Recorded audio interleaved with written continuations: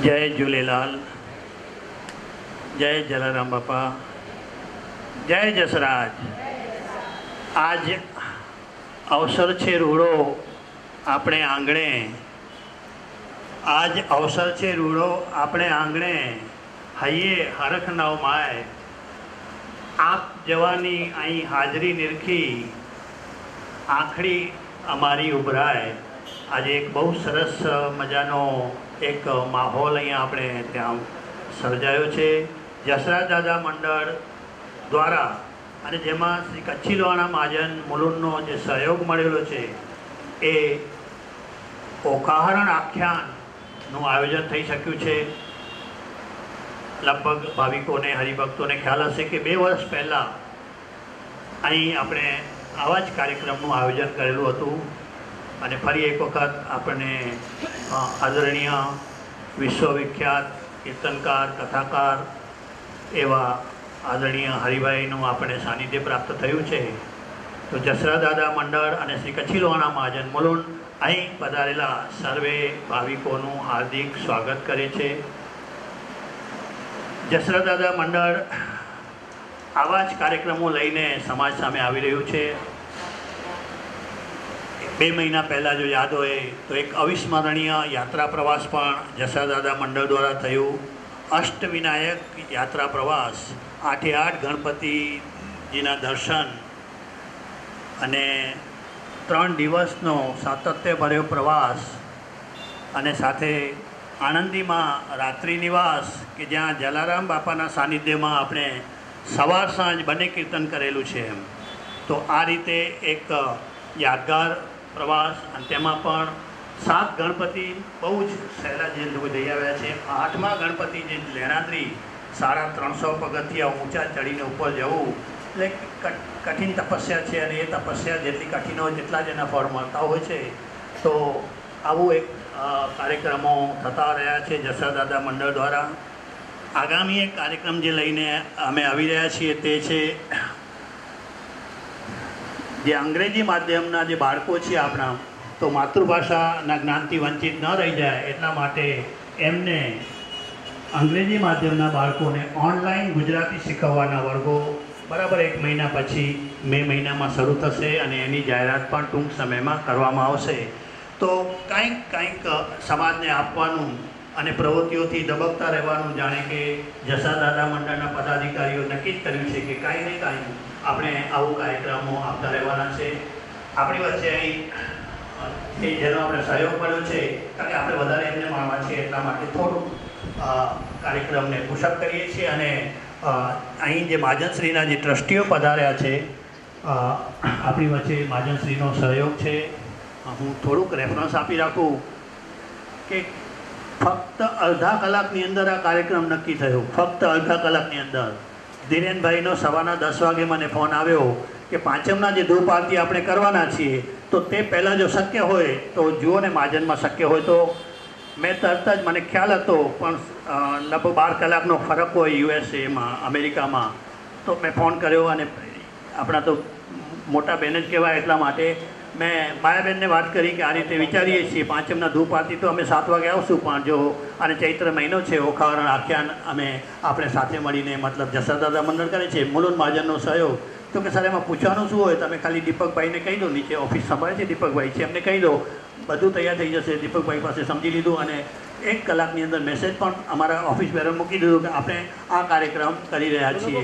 એટલે કેટલી મતલબ આપણા જે વિચારો જે મળતા આવે છે કે આવું જે આયોજન છે, આવા આયોજનોમાં પછી ખાસ વિચારવાનું ન હોય, કારણ કે આની અંદર કાંઈક આપણે સમાજને આપવાનું છે. તો આ રીતે આટલો જે વૈચારિક સહયોગ મળે છે ને, બહુ મોટી વાત છે. આ મોરલ સપોર્ટ કહેવાય કે જેવું નક્કી કર્યું કે નહીં, થોડું આપણે 1-2 દિવસ રહીને પછી નક્કી કરશું નહીં, ઓન ધ સ્પોટ એ જ ફોનમાં એમનો જવાબ આવી ગયો કે આવા કાર્યક્રમો આપણે કરવાના છે. જસાદાદા મંડળ અને મૂળ મહાજન લગભગ આપણે ઉલટું જસાદાદાના જે પણ થઈ રહ્યું છે મૂર્તિ બેસા વગેરેમાં પણ મહાજનશ્રીનો જ પૂરેપૂરો સહયોગ છે. તો આ રીતે એક સરસ આયોજનમાં મહાજનશ્રીનો જે સહયોગ મળ્યો છે, તો મહાજનશ્રીના ટ્રસ્ટીશ્રીઓનું અહીં નાનકડું એક અભિવાદન કરી અને એમનો એક શુભેચ્છા સંદેશ સાંભળી જરાક કાર્યક્રમને આગળ વધારશું. તો આપણે જાદવજીભાઈનું સન્માન, ધીરેનભાઈ સન્માન થોડું ખપે સાલ એક પ્રતિક રૂપે એકડો અને કોઈ બસ ધીરેનભાઈ અહીંયાથી ધીરેનભાઈ હેરાથી જઈએ ત્યાં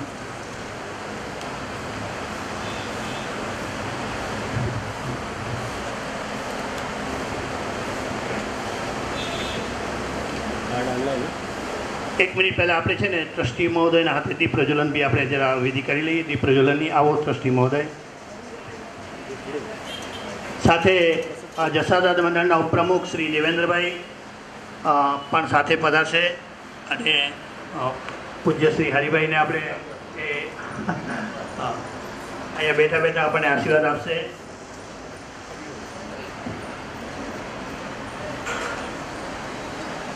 શ્લોક સાથે બોલશું, જો મતલબ બધાને આવડે છે, કારણ કે આપણે બધા હરિભક્તો જે શુભમ કરોતિ કલ્યાણમ પ્રાર્થના સાથે બોલવાની છે. દીપ જ્યોતિ 2 શ્લોકો સાથે બોલશું. શુભમ કરોતિ ધન સંપદા શત્રુ બુદ્ધિ વિનાશાય દીપ જ્યોતિર્નમોસ્તુતે. દીપ જ્યોતિ પરબ્રહ્મ દીપ જ્યોતિ જનાર્દન.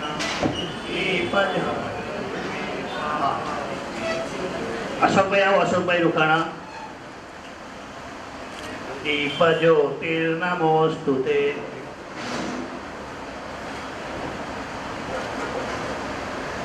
આપણે જરા સાથે ઉભા રહેશો અહીંયા 1 મિનિટ માટે જરા.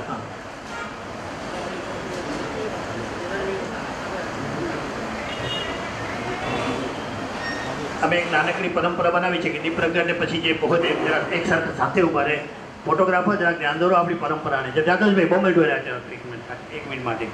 હા, એટલે હરિભાઈના સાનિધ્યમાં બી ફોટો આવી જાય કે આપણે સાથે ઉપર જ આવી જાય. હા,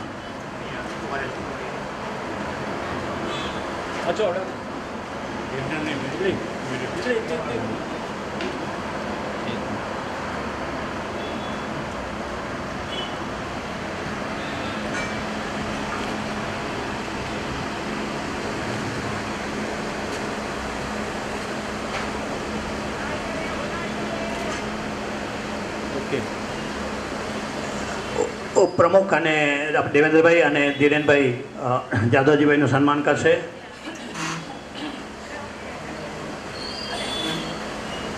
સાલને શ્રીફળ અને સાલ ઉડાડીને દેવેન્દ્રભાઈ અને ધીરેનભાઈ આવો. હા, જરા તાળીઓ થઈ જાય.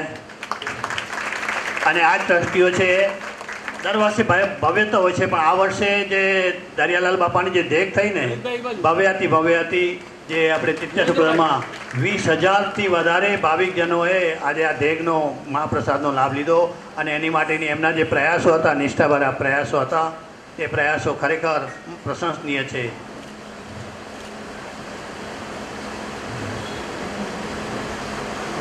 હા, આપણે ડૉક્ટર મહેશભાઈ આવો. ભરતભાઈ અને અશોકભાઈ રૂખાણા. કમલેશ તું સાથે જરા. કમલેશ એ તો પાંચો રાઈટ હેન્ડ નહીં, કમલેશ. હા મહેશભાઈ જાઓ. હા સાલ અને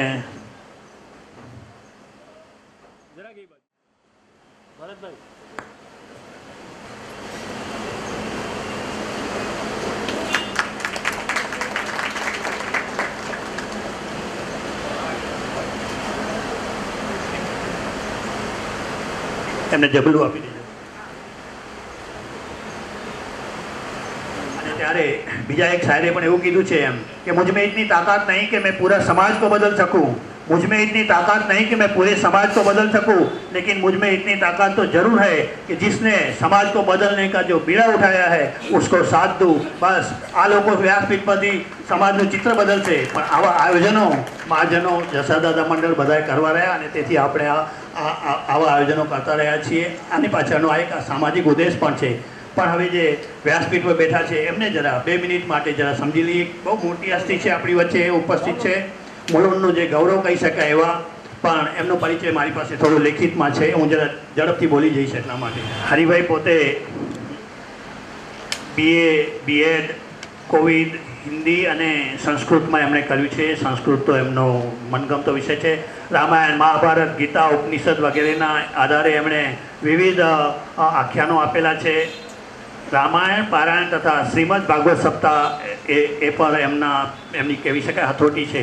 ભજનો, કીર્તનો, સ્તવન, મહાપુરુષોના તથા સંતોના જીવન ચરિત્રો સંગીતમય રજૂ કરવા એ એમની ખાસિયત છે. કોણભાઈનું મામેરું હમણાં ટીવી પર સિરિયલ બી ચાલી રહી છે, જોતા હો તો જોજો.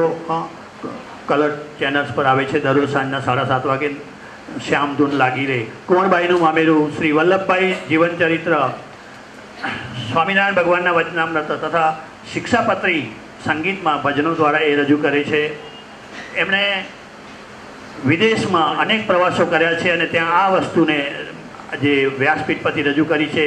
America, Canada, UK, Africa, Tanzania, Uganda, Malawi, South Africa, Mauritius, Madagascar, Bangkok, Hong Kong, Japan, Muscat, Netherland, Sweden, જેટલું બહુ મોટું લિસ્ટ છે. આટલા બધા દેશોમાં એમણે આજે હવે ઉંમરના હતા આજે આપણી સાથે આ રીતે સાનિધ્ય છે અને આજે આપણે આવ્યા ત્યારે કેવું સ્ટેન્ડિંગ એવિએશન આપ્યું. ખરેખર આ એમની જે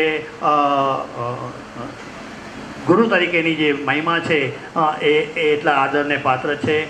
એમની કેટલીક રચનાઓ પર નજર નાખીએ તો એમણે હરિગીત છંદમાં વૈદિક શાંતિપાઠ લખ્યા છે. ઓખાહરણ સંગીતમાં બનાવ્યું છે. નારદ ભક્તિ સૂત્ર સંગીતમાં છે. શિવ મહિમ્ન સ્તોત્ર ભજનો દ્વારા એમણે રચ્યું છે. વચનામૃત અને શિક્ષાપત્રી, ગંગાજળ જે છે એ ભજનોમાં છે એમનું.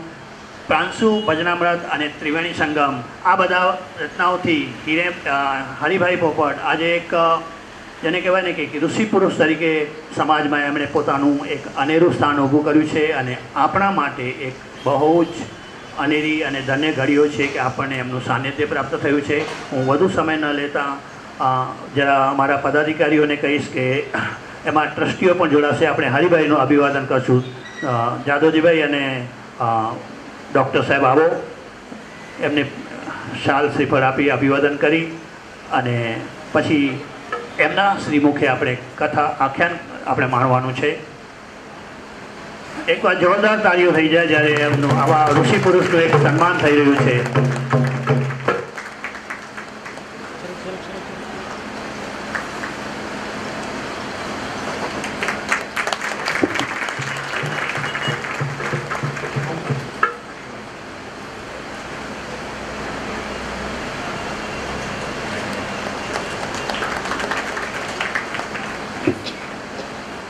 પ્રવચન શરૂ થાય તે પહેલાં એટલું યાદ આપી દઉં કે 6:30 પોણા 7 વાગે જેવું પ્રવચન પૂરું થશે આપણે દરિયાલાલની આરતી થવાની છે.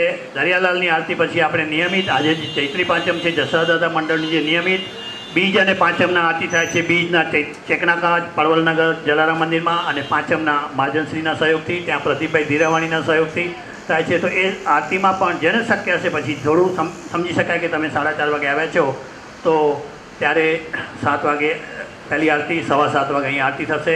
15-20 મિનિટે આરતી ચાલશે, ધૂપ અને આરતી. તો એમાં પણ વધારે ભાવિકો સામેલ થાય એવી અપેક્ષા રાખવામાં આવે છે. જય જલારામ, જય જસાદાદા, જય ઝૂલેલાલ.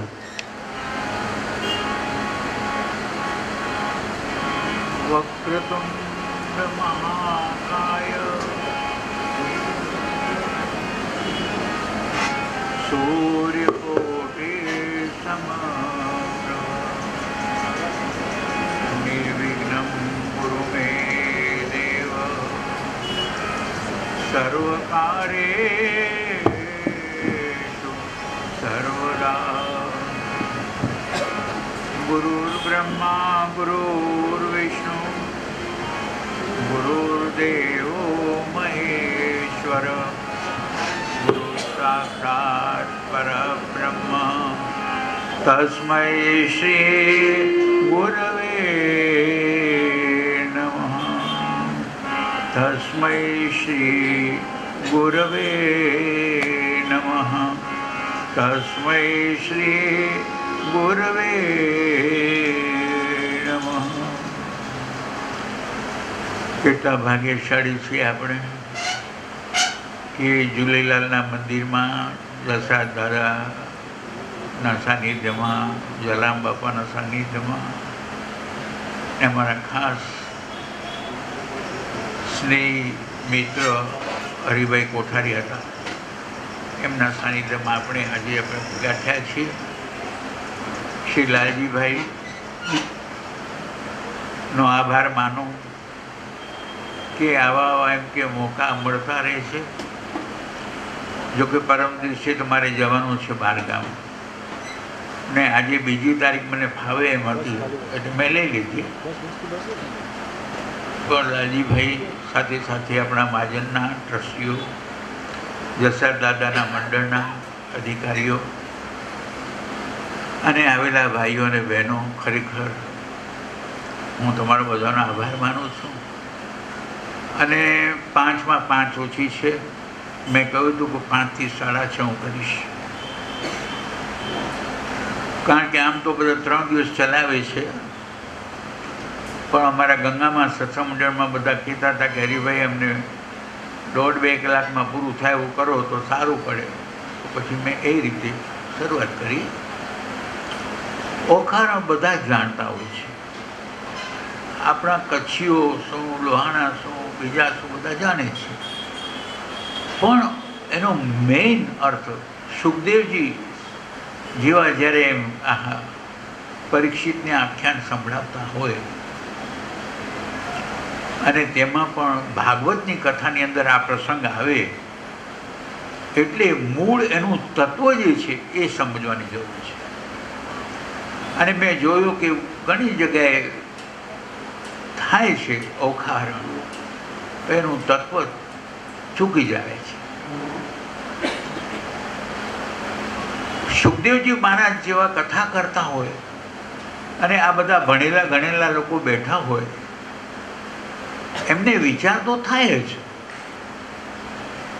તો થોડુંક આધ્યાત્મિક એનું જ્ઞાન હોવું જોઈએ, કારણ કે ભાગવતની અંદર આધ્યાત્મિક જ્ઞાન છે. એમનું મહાત્મા માયકમાં બતાડે છે. પહેલાં તો તમે મૂળ ભાગવત જોશો તો એમાં 2 જ પાના છે ઓખારણના, વધારે નથી. પછી મેં વિચાર કર્યો કે આજે સમયની પણ ક્યાં પેલી છે, બધાને સમય સમય સમય. તો મહાત્મા શા માટે જોઈએ? કોઈને નોકરી જોઈએ તો સર્ટિફિકેટ એનું માગીએ આપણે કે તમે શું ભણ્યા છો, શું કરી શકો એમ છો. તેવી રીતે એનો મહાત્મા પહેલાં સમજાવે છે કે શા માટે સુખદેવજી જેવા આવા તત્વજ્ઞાની, જેણે સ્વરૂપનો, નિજ સ્વરૂપનો અનુભવ કર્યો છે, એવા આ આખ્યાન શું કામ સંભળાવે? કાંઈ વગર કારણે તો સંભળાવે જ નહીં. ત્યારે આપણે ત્યાં જોઈશું કે જે આ ઓખારણ સાંભળે છે એનો મહિમા તમને કહું છું. જે મહિમા એનો મહાત્મા સાંભળે છે તો એક તો એની સાચી સમજણ આવે, કારણ કે આ સત્સંગ છે. સત અને સંગ. સત એટલે પરમાત્મા. પરમાત્માનો સંગ જ્યારે આપણે કરીએ ત્યારે સાચી શાંતિ મળે અને સાચું સુખ મળે, તેના વગર ન મળે. આજે પૈસો ઘણાની પાસે છે, કરોડોની પાસે કરોડોની મિલકતની, અબજોની મિલકત છે, પણ તમે જોજો મનમાં શાંતિ નથી. અને ગીતા ચોખ્ખું કહે છે, અશાંતસ્ય કુત સુખમ. જેને મનમાં શાંતિ નથી એને સુખ નહીં મળે. દાગીના પહેરવાથી આપણું શરીર શણગારાય, પણ અંતરને જાગૃત કરવાનું છે. એટલે ઉપનિષદ કહે છે, ઉત્તિષ્ઠત, ઉઠ અને જાગૃત થા. જાગૃત થા એટલે તું કોણ છો, ક્યાંથી આવ્યો છે, શું કરી રહ્યો છે, ક્યાં જવાનું છે, એ બધું તારે જાણવાનું છે. જન્મ્યા ત્યારથી જરૂર જાણો, મરવાનું છે સાથે જ. એટલું જ નહીં, આવ્યા ત્યારે શું લાવ્યા ને શું લઈ જાશો સાથે જ. એ એક વૈરાગ્ય, એક સમજણ. મારું તારું એનું નામ જ માયા છે. ભગવાન કહે છે, મારું મારું કરે તેને હું મારું, અને તારું તારું કરે તેને હું તારું.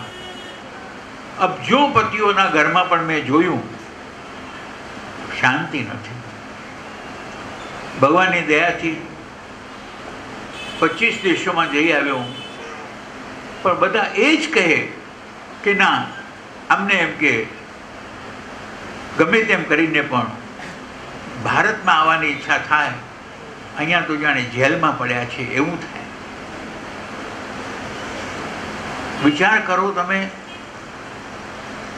ભારત દેશ મહાન કયો છે, એમાં તમને જન્મ મળ્યો. આ જ કાળ કરતાં આહા, એક પછી એક દિન વીતી જશે. અને એટલું જ નહીં,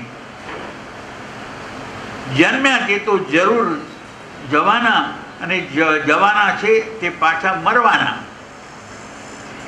કારણ કે જન્મ લઈ અને પાછી મરણ તો છે જ. પણ કૃષ્ણદાસ માણેક લખી ગયા હતા, અંત સમયે આહા, મારો જ્યારે અંત સમય આવે ત્યારે હે પ્રભુ તારું સ્મરણ હોય મારા મનમાં. અંતિમ શ્વાસ લગી આતમની અવિચલ ચલવું ગોત, ઓત પ્રોત હું આપ મહી જ્યારે ઉડે પ્રાણ કપો. પરીક્ષિતની અંદર જે બદલાવ આવ્યો એનું કારણ સંત સમાગમ. આજે બધા પૈસાની પાછળ પડ્યા છે. પૈસાની પાછળ પૈસો તમને સાધન આપશે, સુખ નહીં આપી શકે. ઘણાના ઘરમાં જોયું છે, ફ્રીજ છે, આઈસ્ક્રીમ ખાઈ શકતા નથી, ઠંડુ પાણી પી શકતા નથી. અરે મિષ્ટાનના ડબ્બા પડ્યા છે, છતાં પણ ડાયાબિટીસથી નથી ખાઈ શકતા. કહેવાનો અર્થ, સાધન હોવા છતાં પણ અધિકાર નથી ખાવાનો. કેમ કે વિષયોની અંદર તો વિષ જેવા લાગે ત્યારે બરોબર છે. અંતિમ શ્વાસ લગી આત્મની અવિચલ ચલવું ગોત. એ બોલવું બહુ સહેલું છે, પણ ખરેખર અપનાવવું બહુ અઘરું છે. કૃષ્ણદાસ માણેકને જ્યારે હું તો એમના કીર્તન કેન્દ્રમાં હતો, અમારું કોલેજમાં ગુજરાતી લેતા હતા, મારે ત્યાં આવી ગયા, ઇનામનું વિતરણ કરી ગયા, પ્રવચન કરી ગયા. એમના કીર્તન કેન્દ્રમાં હું જતો હતો ત્યારે એમણે કહ્યું કે હરિભાઈ, હવે તો જવાનો વારો આવી ગયો છે. ત્યાં પલ્લવીબેન હતા કે ભાઈ આપણે આવતીકાલે ઘરે જઈશું બુધવારે. એમણે કહ્યું, બેટા પલ્લવી, હવે તો મોટા ઘરે જવાનું છે. હું મંગળવારે મળવા ગયો હતો અને એક જ સવાલ પૂછે, can you C lord Krishna? વિચાર કરો, મૃત્યુશૈયા પર પડેલા કૃષ્ણને યાદ કરે. ડૉક્ટરે મને કહ્યું હતું કે વાત નહીં કરતા કંઈ પણ, બધી નળીઓ લાગેલી હતી, આઈસીયુમાં હતા. ગયો, મેં કહું હા ભાઈ, મને કૃષ્ણ દેખાય છે. શું દેખાય? આ ચર્મ દ્રષ્ટિથી કૃષ્ણ ન દેખાય, એને વિવેકરૂપી દ્રષ્ટિ જોઈએ, નહીં તો નહીં. અને એ વિવેક સંતો આપે. સંતો આપે એટલે આપણને એમ થાય કે ખરેખર સત્સંગ કરવો જ જોઈએ. સાચી સમજણ આવે કે મારે જવાનું છે, હું જે કરી રહ્યો છું એ બરોબર છે, ક્યારે જઈશું. કેવી રીતે જઈશું અને ક્યાં જઈશું, એ 3 વસ્તુ ભગવાને પોતાના હાથમાં રાખી છે. કોઈને ખબર નથી કે આપણે આ રીતે મરવાના છીએ, આ જગ્યાએ મરવાના છીએ અને અહીંયા જવાના છીએ. કર્મ કર્યા હશે તે પ્રમાણે ગતિ થશે. ગરુડ પુરાણમાં ચોખ્ખું કહ્યું છે, સુખ છે દુઃખ છે ને કોપી દાતા. કોઈ તમને સુખ અને દુઃખ નથી આપતું, ફક્ત એક તમારા કર્મ જ. અને એટલા માટે કબીરે ભજન લખ્યું છે, અરે ગદ્યમાં એનું મેં પદ્ય બનાવ્યું. કર્મ કરેલા ભોગવવા જ પડશે રે, તો વહેલા કે મોડા તને નડશે. એ તો વહેલા કે મોડા તને નડશે. એ તો ટાળ્યા ના કોઈથી એ ટળશે રે, સીધા કર્મો ભોગવવા જ પડશે.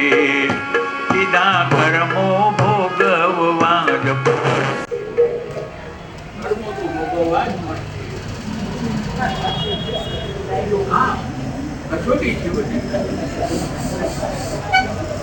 બધાને સંતોષ થાય એટલા માટે મારે મોટેથી બોલવું જ પડે. પછી ગળાનો વિચાર કરું છું, પરમની છે ત્યાં કથા કેવી રીતે કરી શકે? ભગવાન કહે છે અવસ્થા આવે તેની પહેલા વ્યવસ્થા થઈ જાય છે. તમે ચિંતા નહીં કરતા, અવસ્થા આવશે તેની પહેલા વ્યવસ્થા થઈ જશે.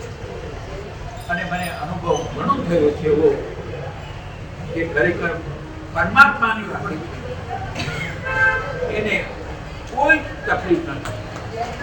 મન છે ને, મન એ પરમાત્માને સોંપી દો. ગીતામાં ચોખ્ખું કોઈ છે, મન મના ભાવ મત ભક્તો મધ્યાજી મામ નમસ્તુ. તારું મન મને સોંપી દે. કોઈ મન આપીને આપણને મન ન આપે, દૂધ તો ગ્લાસ આપે ને, પણ મન વગર આપે તો આપણે દૂધ ગ્લાસ ન પી શકીએ. કોઈ પાણી આપે ને તો પાણી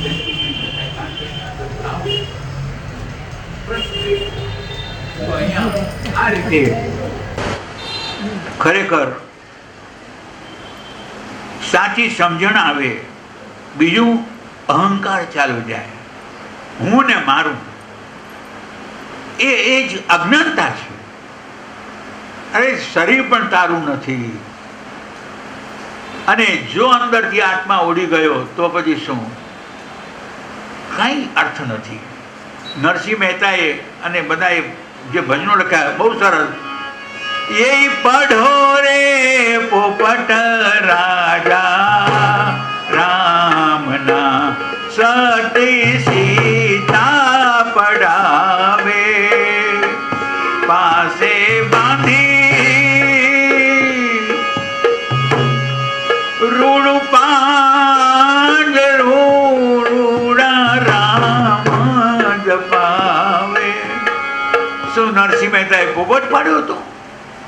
અરે આ જીવાત્માને પોપટ કહે છે. આ શરીર છે, પાંજરું છે. પઢોરે પોપટ રાજા રામના. ભગવાનનું નામ લઈ લો. અહીંથી ભગવાન ઉઠી ગયા પછી ન કાન હોવા છતાં સાંભળી શકાય, આંખ હોવા છતાં જોઈ ન શકાય, નાક હોવા છતાં સૂંઘી ન શકાય, અને બધું હોવા છતાં સ્વાદ ન માણી શકાય. મળતું પડ્યું છે તો મળતું. ત્યારે તમે ભગવાનનું નામ લ્યો ને, સાચી સમજણ આવશે. અહંકાર તમારો ચાલ્યો છે, હું કંઈક છું. અરે તું કંઈ નથી. જે કાંઈ છે તે પરમાત્મા છે. એટલે સ્વામિનારાયણ વાળા ખાસ કહે છે કે સર્વોપરી, બધાના ઉપર, ઉર્ધ્વ મૂલ મધ શાખ. આપણે બોલીએ છીએ 15મો અધ્યાય, ઉર્ધ્વ એટલે ઉપર. અરે ભગવાન તો સર્વવ્યાપક છે, પછી ઉપરની નીચેની ક્યાં વાત કરો છો? ઉર્ધ્વ એટલે સૌથી ઉપરનું મૂળ એ છે, અને એમાંથી જ આ બધા થયા છે. અને આપણે બધા એને આધારે જ છીએ, નહીં તો આપણે શું લખીએ? જ્યારે આ જશે ત્યારે જીવડો એકલો જશે. શું લાવ્યો તો? કશું જ નહીં. શું લઈ જશે? કશું જ નહીં. બધાને જોયા કરશે, પણ તે જવું પડશે. ત્યારે કહે છે કે એ સાચો વૈરાગ્ય આવે એટલા માટે પરીક્ષિત રાજાને અભિમાન આવી ગયું કે હું એમ કે રાજાને માગું તો મને જવાબ નથી આપતા ઋષિ. બસ, અને તરત જ મરેલો સાપ નાખ્યો ગળામાં. વિચાર કરો તમે, અભિમાન કે હું રાજા છું. અરે તું કોણ છે? You are nothing, a small creature having no future. તમારું કોઈ ભવિષ્ય તમારા હાથમાં નથી. તમે પ્રયત્ન કરો. બધા જાણે છે બેંકમાં જઈ ત્યારે 2 ચાવી કામ લાગે.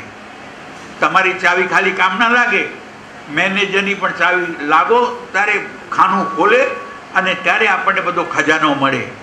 તેમ આપણો પુરુષાર્થ એ પહેલી ચાવી અને ભગવાનની કૃપા એ બીજી ચાવી. આજે કેટલાક એવા અજાણા છે કે જે લોકો જુઓ તમે તો ઓહો હો, શું હતા ને શું થઈ ગયા. એનું કારણ પ્રભુની કૃપા, બીજું કાંઈ નહીં. મોટા મોટા માણસોને જુઓ તમે, મને બહુ આનંદ આવે.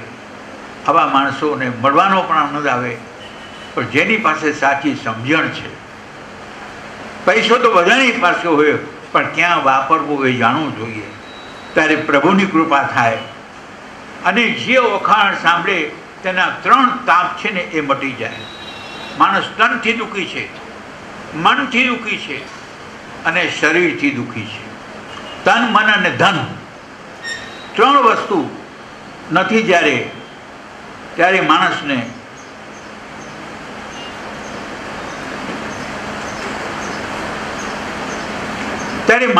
ખરેખર એમ થાય કે ઓહો, તનની બીમારી જાય, ભગવાનનું નામ લો ત્યારે આંગળી ન ચાલે. ઘણી વાર હું માટુંગા ગયો તો, એક બેન બિચારા ડોશીમાં, પણ આંગળી ન ચાલે તો આમ કરતા હતા, આમ કરતા હતા અને ગયા. પણ મૃત્યુની એમને 100 વીંછીની વેદના થાય, એ વેદના એને ન થાય, કારણ કે એ હાય હાય કરીને નથી જતો, હરી હરી કરીને જાય છે. હરી હરી કરીને જાય. તેને નો વરી, એને કોઈ ચિંતા નથી, બધું એ સંભાળશે. તમે સંભાળવા વાળા કોણ છો? પ્રશ્ન એ છે. ત્યારે આ રીતે એનો મહિમા છે. પછી કહે છે, વિચાર કરો કે ક્યાં કૃષ્ણ ભગવાન રૂક્ષ્મણીથી પેદા થયેલો પ્રદ્યુમ્ન અને તેનો દીકરો અનિરુદ્ધ, એ વિચાર કરો દૈવ યોની, અને બાણાસુરની દીકરી, વિચાર કરો તમે ઓખા. હા, એ વિચાર કરો તમે કે એ ઓખા પરણી કોને? અનિરુદ્ધને પરણી છે. વિચાર કરો, એ ઓખા. આજે નાત જાતના ભેદભાવ આપણે રાખીએ છીએ, પણ મેં એવા જોયા છે કે જે ખરેખર સાસુ અને વહુના સંબંધ જે આપણે જોઈએ તો એમ થાય કે માં દીકરી હોય ને એવું લાગે. હું અમેરિકામાં ગયો તો અમેરિકા બિચારા તો પગે લાગવા આવ્યા. હવે દીકરી અને વહુ બન્યા હતા. પછી મેં કહ્યું આમાં દીકરી કોણ અને વહુ કોણ? પૂછવું પડે. કેમ? પહેલાંના વખતમાં એવું તો વહુ હોય તો માથે ઓઢેલું હોય, અને દીકરી હોય તેને ઓઢવાની જરૂર ન હોય. પછી કહે છે ના, અમારી આ વહુ છે પણ દીકરાથી પણ વિશેષ છે, દીકરીથી પણ વિશેષ છે. બહુ સારું. એવા કુટુંબ જોયા છે જ્યાં આપણને આનંદ આવે. ત્યારે કહે છે કે એ બંને કેવી રીતે લગ્ન કરે છે તેનો પ્રસંગ છે આખો. હવે મેં તમને કહ્યું તેમ કે એની અંદર, ભાગવતની અંદર વૃંદાવનની પહેલાં લીલાનું વર્ણન કર્યું છે. માખણ ચોર. અરે જેની પાસે લાખો ગાયો હોય, માખણના માટલા ભર્યા હોય, એને ચોરી કરવાની ઈચ્છા થાય જ કેમ? પણ આ તો હૃદયરૂપી માખણ. હૃદય તમારું માખણ જેવું કરો તો ભગવાન પોતાની મેળે આવશે અને માખણ ચાટી જશે. કારણ કે તમે હૃદયમાં એને ઉતાર્યો છે. હૃદયમાં ઉતારવું જોઈએ. ત્યારે એ વાત છે. જોજો, મુખ્ય મુદ્દા ખાસ ધ્યાન રાખજો. અને એટલા માટે હું મુખ્ય મુદ્દા ખાસ લઉં છું. આમાં આવશે કથામાં, તે પ્રમાણે લઈશું. તો કહે છે કે આ રીતે પહેલાં વંશાવળી કહી છે હવે એ બ્રહ્મા, તેના મરીચી, તેના હિરણ્યકશ્યપ, તેમના પ્રહલાદ, તેમના વિરોચન, તેના બલિરાજા, તેના બાણાસુર અને એમના ગુરુ શુક્રાચાર્ય. ગુરુ વગર તો ચાલે જ નહીં. પણ ગુરુ ખરેખર ગુરુ છે કે લઘુ છે એ આપણે જાણવું જોઈએ. ઘણા ગુરુ ગુરુ કરે. ગુરુ તમે કરો છો, પણ ગુરુ કેટલા પાણીમાં છે. ઉપનિષદમાં ચોખ્ખું કહ્યું છે કે ગુરુ જાણીને કરવા જોઈએ, ગમે તેવાને ગુરુ ન બનાવાય. હું અહીંયા શેખ નાકામાં કથા કરતો હતો ત્યારે એક બેન કહે, જેને અમે ગુરુ માન્યા હતા તેને આવું કર્યું, હવે અમારાથી એનો મંત્ર જાપ થાય. મેં કહ્યું ન થાય તમારાથી. તમે ખોટી બસમાં બેઠા હો, તમને ખબર પડી કે આ ખોટી બસ છે, તો તમે બસ બદલી નાખો કે ના બદલી નાખો.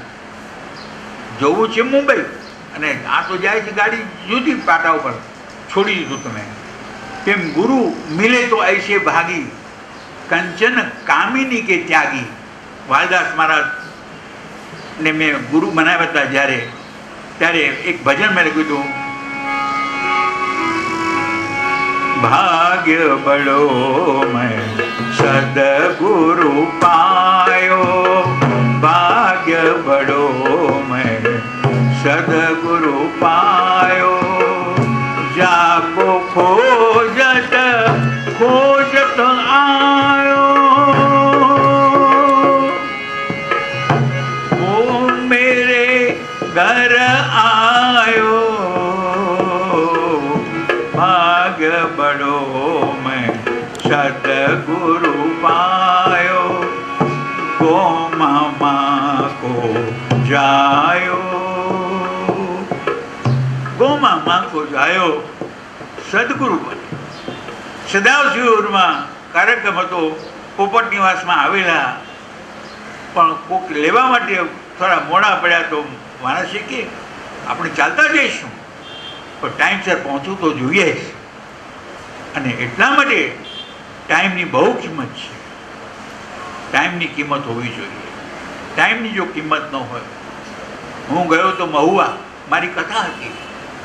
હવે ત્યાંના પ્રેસિડેન્ટ છેલ્લે દિવસે આવ્યા, હરિભાઈ કાંઈ ખાતા નથી ને પીતા નથી. અરે અભાગ્યા, તું તો આવ્યો નથી 7 દિવસ સુધી, અને તું ખોટા ખોટા વખાણ કરે છે. હરિભાઈ ખાતા નથી તો શરીર આવું ને એવું એમને એમ થઈ ગયું. ખાય માણસ, પણ યુક્ત આહાર અને યુક્ત વિહાર જોઈએ. તમે ખાઓ. Life is bubble full of trouble, why should you worry, eat drink and be merry. ખાઈ પીને મજા કરો. મેં કહ્યું નહીં, ઈટ ડ્રિંક એન્ડ ચેન્ટ હેરી. હરિનું નામ લ્યો તમે અને તમે ખાઓ, એ પ્રસાદ થઈ જશે. રસોઈ કરતી વખતે કોઈ પણ એમને એમ જાય નાયા વગર રસોડામાં, એ અન્નપૂર્ણા દેવીનું મંદિર છે. ઘણા બહેનો ચાખે પાછા વળી મીઠું બરોબર છે કે નહીં, એ તો એઠું થઈ ગયું. તમે એને સૂંઘો કે એને ચાખો તો એઠું થઈ ગયું. તમે શું કરો છો આ? નહીં, ખારી ભાત ખાવાની ઈચ્છા થઈ, બિરયાની, પણ એમાં કાંદા ને લસણ પડે એ ભગવાનને ન ચાલે. ન ચાલે તો પૂછો નહીં કે કેમ નથી ચાલતું. ભગવાન છે અને બધા કરતા આવ્યા છે, આપણે કરીએ. એમાં શું ફરક પડે છે? કાંઈ કારણ તો હોવું જોઈએ ને. તો કહે છે આવી રીતે વંસાવડી આપી છે. પછી એકવાર એમ થયું કે હવે મારે શું કરવું જોઈએ? શિવજીની આરાધના કરવી જોઈએ. એમ બાણાસુરે કહ્યું કે શિવજીનું એક નામ છે આશુતોષ, જે જલ્દી પ્રસન્ન થઈ જાય. એ આશુતોષની તમે સેવા પૂજા કરો એટલે તરત જ તમને એનું ફળ મળે. એક એ જ એવા દેવ છે કે જે તમારા પૂર્વના કર્મ પણ ન જુએ, પછીના પણ ન જુએ. તમે ગયા એની પાસે એટલે તથાસ્તુ કરી દેશે. આજે બાલરાજેશ્વરને પૂજનારાઓ જે જાય છે મંદિરમાં, એ કહે છે અરે ભાઈ અમારી પાસે કંઈ નથી, પણ એક ભક્તિને ભાવ છે. ભક્તિને ભાવ છે તો બીજું જોઈએ શું? ભક્ત એટલે જેનું મન જોડાયેલું છે ભગવાનમાં, એ ભક્ત કહેવાય. આજે ઘણા કુમારા વિભક્ત, પરિણે વિભક્ત થઈ જાય છે, એટલે અલગ થઈ જાય છે. માતા પિતા જેવું કોઈ ન થાય જગતમાં. ત્યારે અહીંયા એમ કહે છે કે એ ગયા છે ત્યાં, અને પછી ભગવાન પ્રસન્ન થયા છે અને ભગવાન કહે છે બોલ બોલ શું જોઈએ છે? કે પ્રભુ બધું છે, પણ મેં 1000 હાથનું બળ જોઈએ. 1000 હાથમાં બળ હોય એવું બળ જોઈએ, 1000 હાથ નહીં. ઓ તથાસ્તુ, ભગવાને કહ્યું તથાસ્તુ. પણ જ્યાં ગયો બધાને ખબર પડી તો બધા બાણા બંધ કરવા માંડી ગયા કે એને વરદાન મળ્યું છે, આપણે મરી જઈશું ક્યાં. નારદજી મળ્યા. નારદજી જ્યારે મળે છે ત્યારે નારદજી તો નારાયણ મેજ્યું નતું. સ્વામી નારાયણ નારાયણ નારાયણ, સ્વામી નારાયણ નારાયણ નારાયણ. બોલો નારાયણ, સ્વામી નારાયણ નારાયણ નારાયણ, લક્ષ્મી નારાયણ નારાયણ નારાયણ, લક્ષ્મી નારાયણ, નર નારાયણ નારાયણ નારાયણ, નર નારાયણ. સ્વામી શિવાનંદજીએ એક પુસ્તકમાં બહુ ખુલાસો કર્યો. સ્વામિનારાયણનો અર્થ શું? એમને પૂછવામાં આવ્યું સ્વામીને અર્થ શું? તો આખા જગતનો સ્વામી એક જ છે અને તે છે નારાયણ. બીજા બધા અવતારો છે પણ સ્વામી એક જ છે અને તે નારાયણ છે. એટલે સ્વામિનારાયણ આ શબ્દ આવી ગયો. પછી દરેક સંપ્રદાય પોતાની રીતે જુદા જુદા અર્થ કરે. અર્થ બરોબર છે, કરવા દો, પણ પ્રશ્ન એ છે કે આખા જગતનો સ્વામી એક જ છે, નારાયણ છે, અને આપણે એના બધા એમ કે દાસ છીએ. એટલે સ્વામિનારાયણવાળા ખાસ કે દાસાનું દાસ, દાસનો પણ દાસ છું હું. આ જાતની નમ્રતા છે. હવે થયું, હવે મળ્યું, બધા ભાગવા માંડ્યા. ત્યારે નારદજી કહે છે કે શું છે માણસો કેમ ભાગાભાગ કરે છે? અરે કે મને વરદાન તો મળ્યું પણ જ્યાં જાઉં છું ત્યાં રસ્તા ખાલી, કોઈ સામે આવતું નથી, બધા બાણા બંધ કરી દે છે કે મરી જઈશું, ક્યાં મરી જઈશું. અરે કોણે વરદાન આપ્યું? તો કે શિવજી આપ્યું. તો કે જાઓ શિવજી પાસે, એને કહો કે તમે આપો કોઈ યોદ્ધો મારી સાથે લડવા માટે, અને નહીં તો તમે એમ કે લડો મારી સાથે. બોલો હવે યોદ્ધો લડવા માટે કોઈ જોઈએ. એક ઘરમાં પેલા બેન હતા બિચારા કે મારા વહુને તો કંઈ ને કંઈ બાનું જોઈએ બસ. એટલે એક પેલી કે મારી વહુને બાનું જોઈએ, પેલી કે મારી સાસુને બાનું જોઈએ. આજે સાસુ અને વહુના સંબંધ બહુ જ કટોકટી ભર્યા છે. પણ જેની અંદર સાચી સમજણ છે, સત્સંગ છે, એ કદી પણ એવું નહીં કરે. યાદ રાખજો, હંસ જબ જબ ઉડાવવું અકેલા ઉડા, એમાં કોઈનું કાંઈ ચાલે એમ નથી. સમજ્યા? કોઈનું કાંઈ ચાલે એમ નથી. ત્યારે કહે છે અહીંયા શું જોઈ છે? મારા શોણિતપુરની રક્ષા કરો. શોણિતપુર એટલે શું? આ લોહીનું બનેલું માંસ અને મળ મૂત્રનો બનેલો થેલો છે, લોહીથી ભરેલો છે, એને શોણિતપુર કહે છે. એટલે એને શરીરની એમ કે રક્ષા માગી.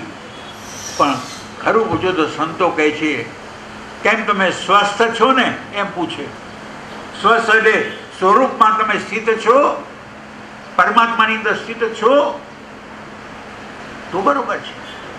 આ થયું હોત અને તે થયું હોત અને જો પેલું થયું હોત, અંત સમય એવા ઓરતડાની હોય ને ગોતાગોત, હરી હું તો એવું જ માગું મોત. આ હા હા, મને મોત એવું જોઈએ કે પૂર્ણતાએ પહોંચ્યો હું અને જાઉં.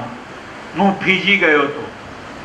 ફીજીમાં 4 દીકરા, એ 4 દીકરા બાપને મળવા માટે આવી ગયા. પણ 5મો દીકરો હતો દૂર, ત્યાંનાથી નાના પ્લેનમાં આવવું પડે, તે પણ આવી ગયો. ત્યારે બાપ રડવા માંડ્યો. બાપ કહે છે, છોકરાઓ કહે છે બાપુજી હવે તો નાનકો પણ આવી ગયો છે, હવે તમે કેમ રડો છો? તો કે હવે દુકાન કોણ સંભાળશે? અરે તારી ભલી થાય, તારું શરીર પણ હવે તારું નથી રહ્યું, તું જવાનો છે ઘડી બે ઘડીમાં, અને ત્યાં તું આવી રીતે કહે છે. તો પ્રશ્ન કે સ્વસ્થ છો, સ્વરૂપમાં સ્થિત છો, એનું નામ સ્વસ્થ. બસ સોણીનું રક્ષણ માગ્યું એને અને કહ્યું કે ચાલો તને 1000 હાથનું બળ પણ મળશે અને સોણી પરનું રક્ષા પણ થશે. અને એ રીતે એ ત્યાં ગયો. પછી નારાજીએ કહ્યું કે જેણે વરદાન આપ્યું ત્યાં જા. તો વરદાન આપ્યું તો ગયો. સ્વામી શું કામ આવ્યો તું પાછો વળી? તો કે તમે વરદાન તો આપ્યું પણ મેં કોઈ યુદ્ધ નથી આપ્યો. કાં તમે લડો અને કાં તો મને કોઈ યોદ્ધો આપો. લે આ ધજા તને આપું છું, તારા ઉપર બાંધી રાખજે મહેલ ઉપર, અને જ્યારે ધજા પડે ને ત્યારે તું સમજી લેજે કે હવે તને હરાવવાવાળો કોક આવી ગયો છે. આ આપણી છે ને આ ધજા છે, માથું એ આપણી ધજા છે, યાદ રાખજો. આ હવે એનો આધ્યાત્મિક અર્થ જુઓ તમે. એ જ્યારે જવાની હોય ત્યારે આમ અકળાઈને ચાલતા હોય, પણ જ્યારે વૃદ્ધાવસ્થા આવે આમ આમ થાય, આમ આમ થાય. આ ધજા છે ને ત્યાં આમ પડે નીચે. જ્યારે ધજા નીચે પડે ને ત્યારે સમજવું હવે આપણું ઘરમાં કંઈ ચાલવાનું નથી. જે મળે જ્યારે મળે જેવું મળે ખાઈ પીને ભગવાનનું નામ લો. બાકી હવે તમે ઈચ્છા કરો કે આમ કરો, અરે કેટલા અભરકા છે ખાવાના, એમ સામેથી પૂછે. પ્રશ્ન એ છે. અત્યારે પરમ દિવસે જે અખંડાનંદમાં લેખ વાંચ્યો, વહુ કહે છે બાપુજી બધાએ જમી લીધું, 25 વર્ષે આવ્યો છે જે માણસ, એનું સ્વાગત કરવા કોઈ એરપોર્ટ ગયા નહીં. એની મિસિસ ગઈ બિચારી, પણ પછી ખબર પડી કે આ વહુનું તો કંઈ સેવા કરતી નથી બિલકુલ. અને કહે છે બાપુજી બધું ખલાસ થઈ ગયું, હવે તમે એક કામ કરો, સામે હોટલમાં છે એમાંથી મંગાવી આવો ને, કાં તમે મંગાવી લો અને આપી જશે આવીને. વિચાર કરો તમે કે આ રીતે જો વર્તન થતું એ સ્વર્ગ નથી, એ નરક છે. પ્રશ્ન એ છે. અંતે ધજા જ્યારે ભાંગશે, કોઈ ઈશારો નહીં કરતા, બધા અહીંયા જોજો. ઈશારો નહીં કરતા કોઈ, અહીંયા જોજો.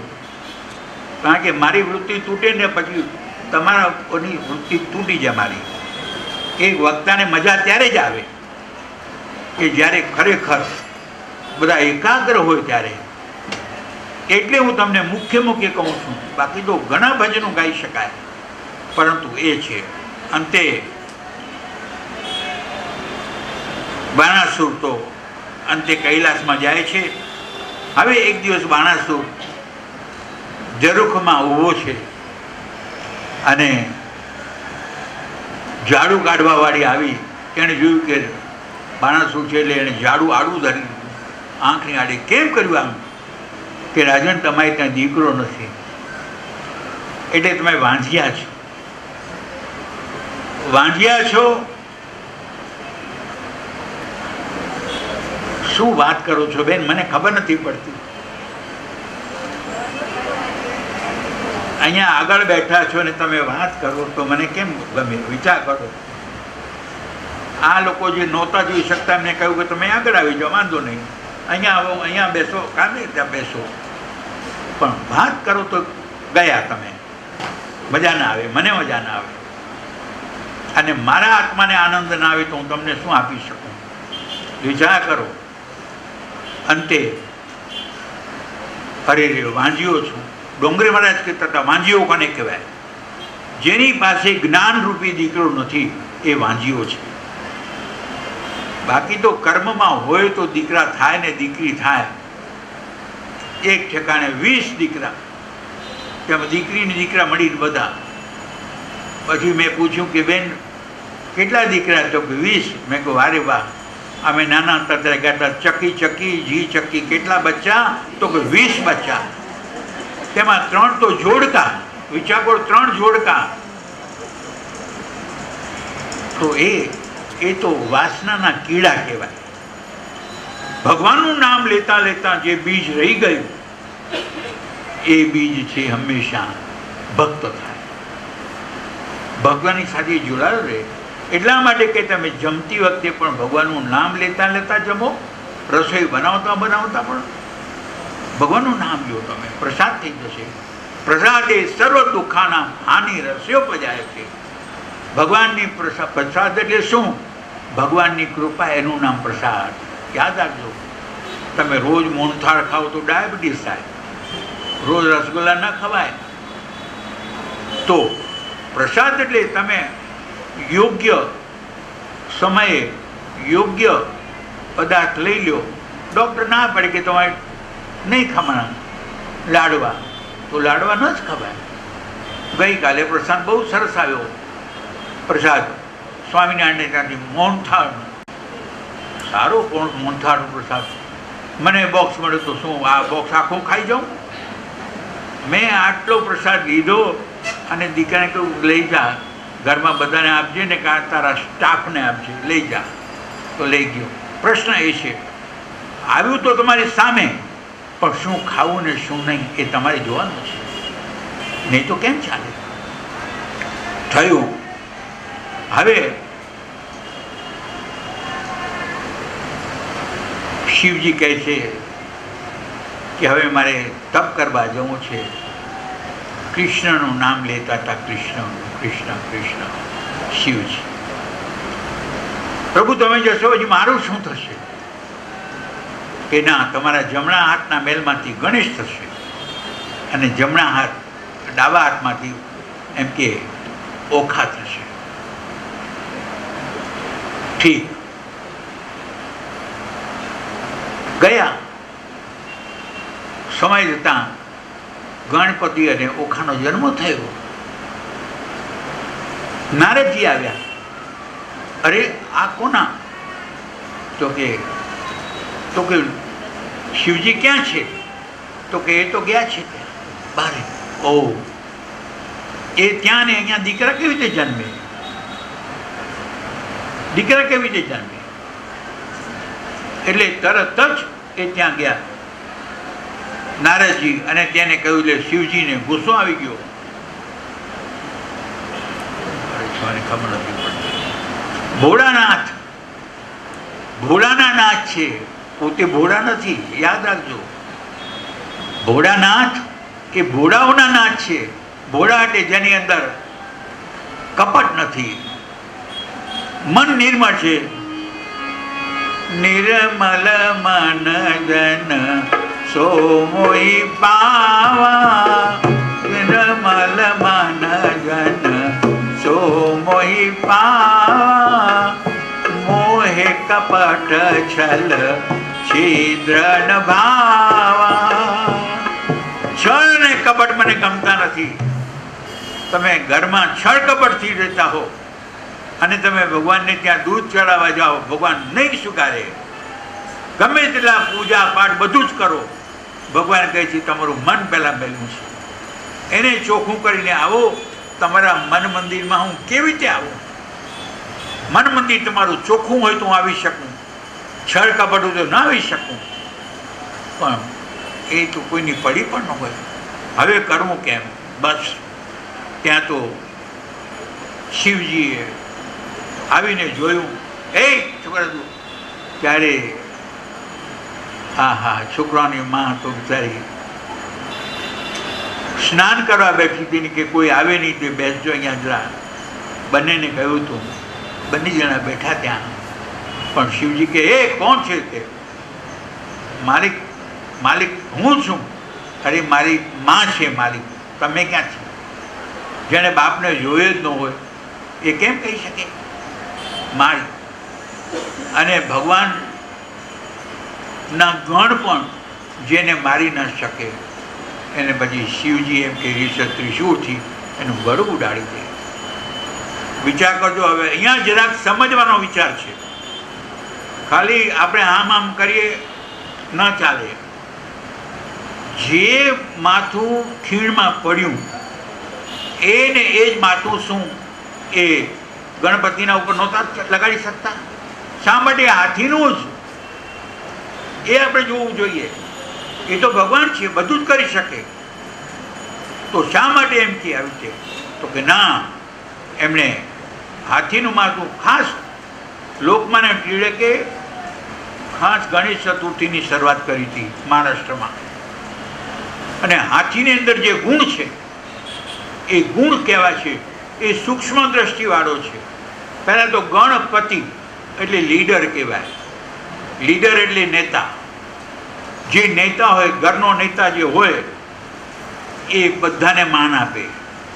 છોકરાઓ પહેલાં જમે, પછી બીજા બધા, પછી પોતે.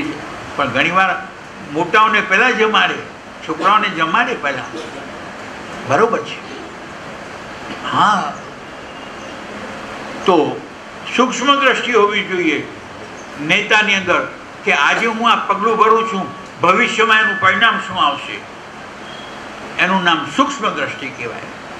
એના કાન સુપડા જેવા હોય. જે લીડર હોય તેના કાન ઉપર ઘણી ઘણી વાતો આવે, પણ સુપડો જેમ થોથા દીએ ઉડાય, નકામી વાતો હોય તો બધી કાઢી જ નાખે. જે ગ્રહણ કરવા જેવી હોય તે જ કરે. વિચાર કરો, આજે આપણા મોદી સાહેબ બેઠા છે ભારતની ઉપર, અહીંયા પ્રધાનમંત્રી બનીને. વિચાર કરો કેટલું કામ થઈ રહ્યું છે. અને એ કામ થઈ રહ્યું છે તે પણ પોતે કહે છે કે આ આખી જનતા 140 કરોડ એ મારી પ્રજા છે. હું પરિવારમાં નથી માનતો. પરિવારમાં માનું તો શું કામ ઘરનું બહેરું પણ છોડી દીધું. પહેલેથી સાધુ થવાનો વિચાર હતો, પણ એક સાધુ મળ્યા ને કે નહીં, તું તો દેશની રક્ષા કરવા માટે આવ્યો છે, દેશને ઉન્નતિ કરવા માટે આવ્યો છે. અને એ રીતે આગળ વધ્યા. નહીં તો ચા વેચવાવાળો સ્ટેશને એ આજે માણસનું જીવન તો જુઓ કે વિશ્વ ગુરુ થઈને બેઠો છે, બધા એની સલાહ લે. તેવી રીતે આ ગણપતિ કહેવાય સાચા. પછી એના કાન સુપડા, સારી સારી વાતો ગ્રહણ કરે. આગળ લાડવાનો પેલું પડ્યું હોય, લાડવા તો મળે, લીડરને ઘણા લાડવા આવે, પણ એકલો ન ખાય, પ્રજાને પહેલાં ખવડાવે અને પછી પોતે ખાય. તમે જોજો, હાથીને તમે કંઈ પણ આપો ને તો પહેલો કોડિયો નહીં નાખે, પહેલાં લઈને ફુર કરશે, એટલે બધા જીવજંતુઓને ખવડાવશે, પછી પોતે ખાશે. આજે તો આનાથી ઉલટું થઈ રહ્યું છે. ગરીબોના કૂવામાં તેલ ટીપુંય દોલતું અને શ્રીમંતોની કબર ઉપર ઘીના દેવા થાય છે. મને એ જ સમજાતું નથી કે આવું શાને થાય છે. ફૂલડા ડૂબી જતા અને પથ્થરો તરી જાય છે. પથ્થરો તરી જાય છે, ફૂલડા ડૂબી જાય. હા હા હા હા. કામધેનું ને મળે ના એક સૂકું તણકલું ને લીલાછમ ખેતરો સૌ આંખલા ચરી જાય છે. જે મોટા મોટા આંખલાઓ હોય ને એ ગરીબોને વિનોબા ભાવે કહેતા હતા, જો ખાડો ઊંડો થયો તો સમજી લેવું કે આ માટીનો ઢગલો ઊંચો ગયો. પેલો ખાડો ટેકી તો ઢગલો ઊંચો થઈ ગયો. એટલું તમે અંતર રાખો કે એકબીજા સાથે હાથ મિલાવી શકો. ધન્યવાદ તો એ ટાટાને આપું. જે ટાટાએ જે કામ કર્યું છે, આ હા હા, કેટલા ટકા પોતાનું દાન ધર્મની અંદર, પોતાની અંદર હીરો કે કંકણો से नहीं है हाथ की शोभा, હા હાથ वो जो नाथ का पूजन किया करे. ભગવાનનું પૂજન કરો. તમે ચાલીને જવું હોય તો બીજે ભલે જાઓ, પેલા મંદિરમાં તો જાઓ. મંદિરમાં ન જાઓ તો કંઈ ઘરમાં મંદિર તો રાખો, પણ ઘરમાં મંદિર રાખો તો એવી જગ્યાએ રાખો કે જેની ઉપર પગ ના આવે.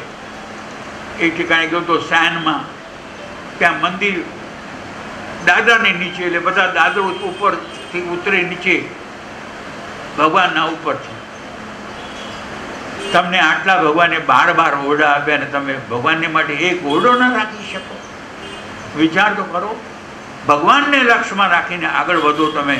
તો અહીંયા કહે છે કે થયું આવું. હવે જ્યારે ઓખા આવી રીતે મીઠાની કોઠીમાં ભરાઈ ગઈ, કારણ કે જ્યારે ભાઈનું માથું ઉડી ગયું ત્યારે માં આવી, શું થયું શું થયું? પછી કહે છે, અરે તારા ભાઈનું ડોકું ઉડાડી દીધું, તોય તને શરમ ના આવી, મને કહેવા નહીં આવી? જા તારો એમ કે દૈત્યને ત્યાં જન્મ થશે. અસુર એટલે દૈત્ય. અને પછી કે છે, માં મારી આટલી ભૂલ તે મને આવો શાપ આપ્યો કે જ્યાં તને વરદાન પણ આપું છું પણ તું પરણીશ ત્યારે કોઈ દેવ યોનિની અંદર જઈને પરણીશ. તો એ કૃષ્ણ ભગવાનનો પૌત્ર રુક્ષ્મણીનો દીકરો પ્રદ્યુમ્ન અને પ્રદ્યુમ્નનો દીકરો જે તે અનિરુદ્ધ, એની સાથે એના લગ્ન થયા. વિચાર કરો તમે. તો પ્રશ્ન એ છે, જલ્દી કરજો, જલ્દી કરજો, મને ખલેલ ન પડે, જલ્દી કરો, જલ્દી બેસી જાઓ. હવે પ્રશ્ન એ છે કે બસ શિવજી બહુ પસ્તાયા, માફી માગે છે, પત્નીની માફી માગે છે, ઉમાની માફી માગે છે. કેમ? ઘણા કહે છે બૈરીની અક્કલ તો પગની પાણીએ, ખોટી વાત. એની અંદર સામાજિક દ્રષ્ટિ બહુ છે, બહુ આગળનો વિચાર કરી શકે સ્ત્રી. પુરુષો તરત જ ધોતિયું લેવું હોય તો ગયા દુકાનમાં લઈને બારે આવી ગયા. પણ એક સાડી લેવા માટે જાઓ બહેનોની સાથે તો તમને ખબર પડે કે સાડી તો બધી જ ખોલાવે, પણ જો મનમાં આવે તો જ લે, નહીં તો લે જ નહીં. ત્યારે વાળી કોક કે અરે રે બિચારાને આટલી બધી તકલીફ હોય, એકાદ તો લે, તો કે ના મારી નોકરી આવી ન પહેરે, લ્યો પતી ગયું. આ અહંકાર છે, આ અહંકાર છે. થયું એવું, હવે જોઈએ શું. બસ પછી કહે છે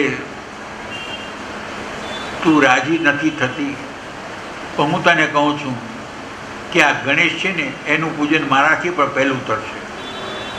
એટલે આજે કોઈ પણ ક્રિયા તમે કરો, પેલા ગણપતિ આવે, ગણાનંત્વા ગણપતિગમ હવામહે પ્રિયાનંત્વા પ્રિયપતિગમ હવામહે નિધિ નાનત્વા નિધિપતિ.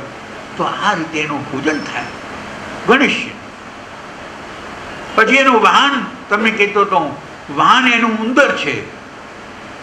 ગણપતિ જેનું વાહન ઉંદર હોય એ ઉંદર ઝૂંપડીમાં જાય અને મહેલમાં જાય. અમે 7મે માળે રહીએ છીએ, પણ ઉંદર તો આવે બારે, જોઈએ કચરા ટોપલી હોય તો આવે ત્યાં, પણ બહુ સંભાળ રાખીએ કે નહીં ઉંદર ઘૂસવો ન જોઈએ અંદર.